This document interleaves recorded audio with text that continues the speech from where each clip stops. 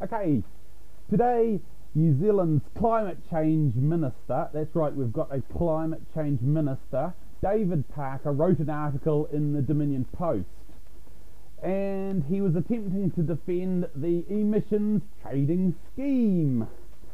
That's right.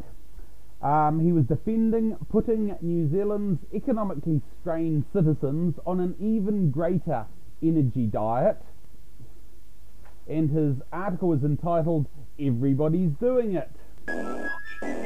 Why you spitting rhymes, dog? Everybody's doing it. Throw your hands up, everybody stand up.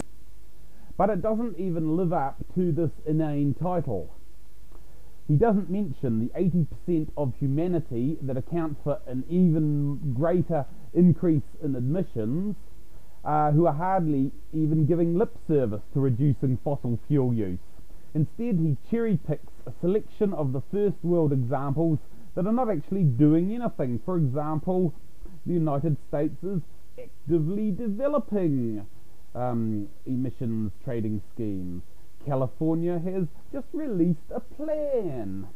The European Commission has released a proposal, and the US is considering options. And California Senator Barbara Boxer says we should move forward. That's right, everyone is doing diddly squat. Meanwhile, back in the real world, China is building 2 coal-fired power stations every week, and even the Europeans are going to build 40 of them over the next 5 years. Hasn't Mr. Parker noticed that there's actually been a 5% reduction in traffic in New Zealand over the last year? And why has that happened?